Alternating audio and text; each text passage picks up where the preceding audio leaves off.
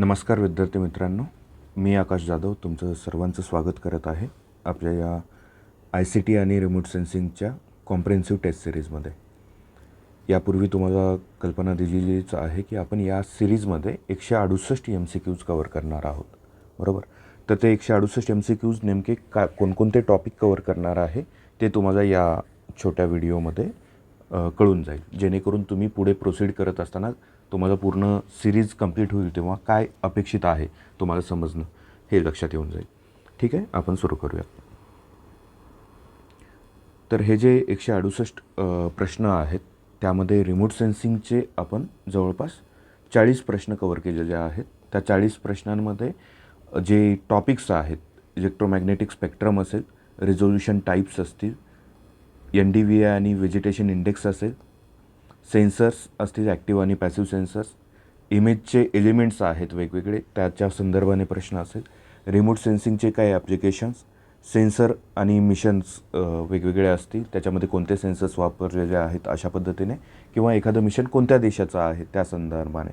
Okay, file types असतील किंवा platforms जे वापरतो आहे आपण, ड्रोन्स असतील किंवा जे काही कॅमेराज आहेत ते कुठे माउंट करतो आहे आपण, एखाद्या बिल्डिंगवरती माउंट करतो आहे का, आपण पोजार सॅटेलाईटवरती माउंट करतो आहे, कोणत्या ठिकाणी माउंट करतो आहे, या पद्धतीने ते प्लॅटफॉर्म्सवरती काही प्रश्न, इंटरप्रिटेशन असेल, फॉल्स कलर कंपोजिशनचं, हे आपण पहिल्या एका रिमोट सेन्सिंगमध्ये 40 प्रश्न या पूर्ण सब टॉपिक्सवरती कवर करणार आहोत. ओके, तुम्हाला इकडे प्रश्नांची संख्या देखील दिसेल की त्यावरती आपण किती प्रश्न घेतलेत अशा पद्धतीने. त्यानंतर एरियल फोटोग्राफीवरती जर पाहिजे तर जवळपास 25 प्रश्न आपण कवर केलेले आहेत. 25 प्रश्नामध्ये टाईप्स ऑफ फोटोज, त्यामध्ये व्हर्टिकल, ऑब्लिक वगैरे आणि इतरही काही असतील तर त्या संदर्भाने आपण ते माहिती पाहताना पाहू. 5 प्रश्न कवर केलेले, त्यात आयडियल स्केल्सवरती प्रश्न कवर केलेले आहेत आपण, त्यावरती कंटिन्यू एक्झामला प्रश्न आलेले आहेत. प्लॅटफॉर्म्सवरती असेल, हे आयडियल स्केलवरचे आपण जरी म्हणजे मार्क्स कॅच नाही करू शकलो तरी आपल्याला काही लॉस नाही होणार आहे, कारण आपण 8 MCQ पैकी 6 MCQचं टार्गेट ठेवलेलं आहे आणि त्यानंतर जे 2 MCQ असतील त्याच्यामध्ये एखादं बरोबर येईल किंवा चुकेल किंवा आपण अनअटेम्प्टेड ठेवू, अशा पद्धतीने ते 8 प्रश्नांचं आपलं मॅनेजमेंट असणार आहे. त्यासाठीची ही ICT आणि रिमोट सेन्सिंग वर्षीची परिपूर्ण टेस्ट सिरीज असेल तुमच्यासाठी. ठीक आहे. त्यानंतर कॅमेरा अँगल्सवरती नादीर पॉईंट असेल, मोशन आणि लेन्स, फिल्म साईज आणि फॉर्मॅटवरती आपल्याला यावरतीही प्रश्न आलेले आहेत, तुम्हाला माहिती आहे. एजन्सीज असतील वेगवेगळ्या आणि त्यांचे ॲप्लिकेशन्स, मिनिस्ट्री कोणत्या मिनिस्ट्री अंडर हे सगळे काम करतात आणि त्यावरती प्रश्न. ओके, तिसरा टॉपिक येईल GISचा, जिओग्राफिक इन्फॉर्मेशन सिस्टीमवरती जवळपास 18 प्रश्न कवर केलेले आहेत आपण. डेटा टाईप्स, रेस्टर, वेक्टर असेल, GISचे फंक्शन्स असतील, डेटा टाईप्सवरती, पुन्हा स्पॅशियल आणि ॲट्रिब्यूट डेटावरती. डेटा टाईप्स वेगवेगळ्या पद्धतीने असतात, त्या संदर्भाने इथे आपण हे 4 डेटा टाईप्स कवर केलेले आहेत. GIS टूल्सवरती ArcGIS ओपन असलेले असतील किंवा ऑटोकॅड वापर असेल किंवा इतर कोणत्या ॲप्लिकेशन्सचा वापर असेल, इतर काही आपण मॅपिंगचे ॲप्लिकेशन आहेत, गुगल मॅप्स आहे, अर्बन क्रॅप असेल किंवा इतर झोमॅटो असेल, हे लोक जे कोणत्या मॅपिंगचे ॲप्लिकेशन्स वापरतात ते सर्व इथे विचारात घेतले गेले आहेत. डिस्प्ले आणि रेझोल्युशनवरती स्क्रीन स्टँडर्ड्स किती असावेत काय नाही. त्यानंतर आपण चौथा टॉपिक कवर करणार आहोत, तो इस्रो मिशन्स आणि सॅटेलाईट्सवरती जवळपास 22 प्रश्न कवर करू. त्यात त्यांचं नेव्हिगेशन, वेगवेगळ्या कंट्रीजचे नेव्हिगेशन्स सॅटेलाईट्स कोणते आहेत किंवा त्यांचं कॉन्स्टलेशन कोणतं आहे यावरती प्रश्न. चंद्रयान 3वरती असेल, आदित्य L1 असेल, कार्टोसॅट असेल, रिसॅट असेल, लँडसॅट असेल, ओशनसॅट असेल, यावरती प्रश्न. इनसॅट असेल, 3DRG ज्याच्यावरती प्रश्न येऊन देखील गेलेला आहे, आणि सॅटेलाईटचे सेन्सर्स, कोणत्या सॅटेलाईटमध्ये कोणते सेन्सर्स बसवले गेलेत या पद्धतीनं, मॅच द पेअर वगैरे. त्यानंतर 5वा टॉपिक आपण सायबर सिक्युरिटीवरती कवर केलेला आहे, जवळपास 18 प्रश्न कवर केले आहेत. थ्रेटचे टाईप्स घेतलेले आहेत, यावरती प्रश्न आलेले आहेत कंटिन्युअसली. ओके, ईमेल फ्रॉड्स असतील, हे पुन्हा थ्रेट्समध्येच आलं. सायबर सिक्युरिटीमध्ये हेच आपल्याला पाहायचे आहेत सर्व गोष्टी, आणि आपणही स्वतः सजग राहायचं त्या संदर्भाने. काही डेफिनेशन्स विचारलेल्या आहेत, सायबर सेफ्टी संदर्भात टिप्स असतील, ब्राउझिंगच्या काही सिक्युरिटी टिप्स असतील या संदर्भाने, आणि सर्टिन ही संस्था, आणि I4C काय आहे हे एक महत्त्वाचं असेल तिथे. त्यानंतर 6वा टॉपिक हा प्रोग्रामिंग आणि मेमरीवरती आहे. जवळपास 18 प्रश्न आपण कव्हर केलेत. कंपायलर काय असतं, इंटरप्रिटर काय असतं, ओके.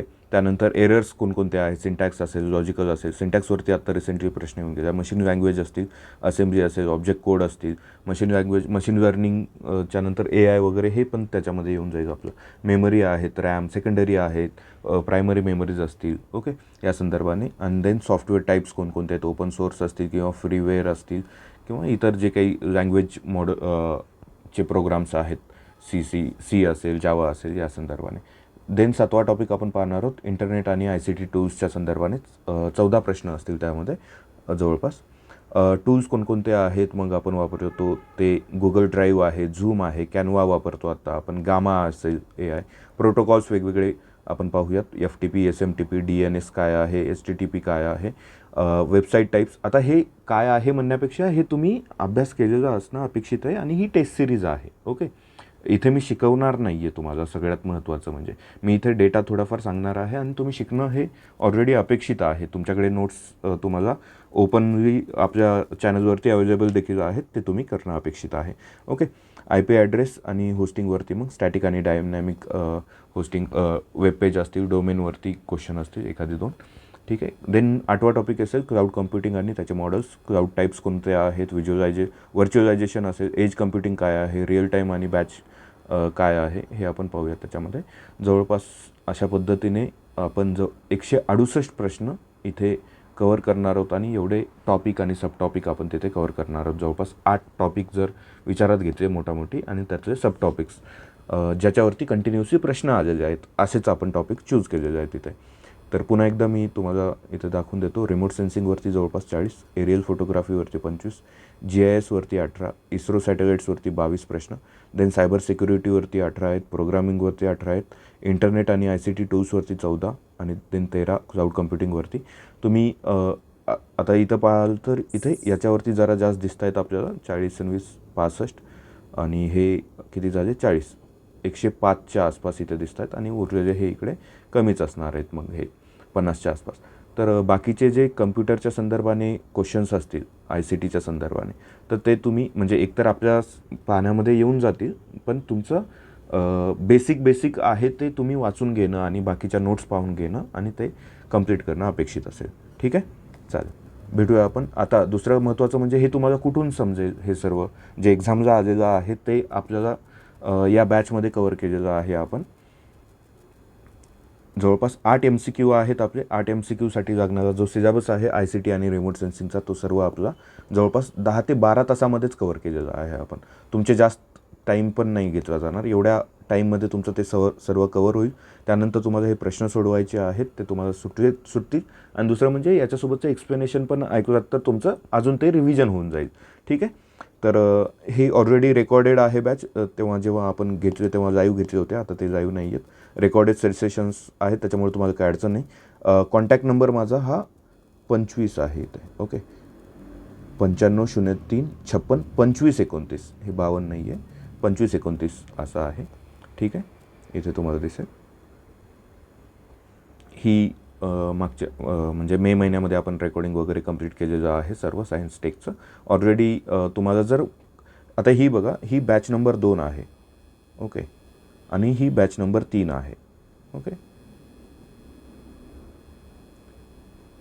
यामध्ये फक्त ICT आणि रिमोट सेन्सिंग 8 MCQचं कवर केलेलं आहे आणि या बॅच नंबर 2मध्ये तुम्हाला 12 MCQ तुमचे जनरल सायन्सचे आणि 8 MCQ सायन्स टेकचे असं सर्व एकत्र असेल, ओके.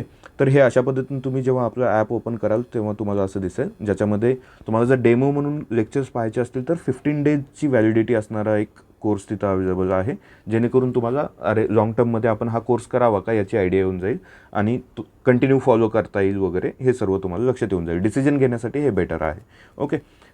जर तुम्हाला विश्वास आहे, तुम्ही फॉलो करता इतक्या दिवसापासून, तुम्हाला माहिती आहे आपला रिझल्ट कसा आहे, तर पूर्व परीक्षेसाठी राज्यसेवेची असू द्या, कंबाईनची कोणतीही असू द्या किंवा येणाऱ्या दिवसांमध्ये कोणतीही गट कच्या एक्झाम असू द्या, त्यासाठी सायन्सला या बॅचमध्ये आपण सर्व कवर केलेलं आहे जे एक्झामला येऊ शकतं. सायन्स प्रिकॉल म्हणून यामध्ये बूस्टर्स देखील दिलेले आहेत तुम्हाला, ओके, टेस्ट सिरीजच्या फॉर्ममध्ये. ते डायरेक्ट तुम्ही लेक्चर्स पाहून घ्या, ओके. त्यानंतर ही जी बॅच नंबर 3 आहे याच्यामध्ये फक्त ICT आणि रिमोट सेन्सिंग आहे. इथे जनरल सायन्स आहे हे, यामध्ये जनरल सायन्स प्लस रिमोट म्हणजे ICT आणि रिमोट सेन्सिंग असं हे कंप्लीट आहे. तुम्हाला ही जी बॅच आहे जर तुम्ही ऑलरेडी घेतला असाल तर तुम्हाला काही फक्त ही टेस्ट सिरीजच फॉलो करायचं आहे. जर तुम्ही बॅच घेतली नसेल, तुम्ही केलं नसेल काही, तर हे करा. किंवा येत्या 2025साठी तुम्ही करणार असाल तर हे तुम्ही फॉलो करू शकता. ओके, तुम्हाला याचा नक्की फायदा होईल. So thank you for listening. Thank you so much.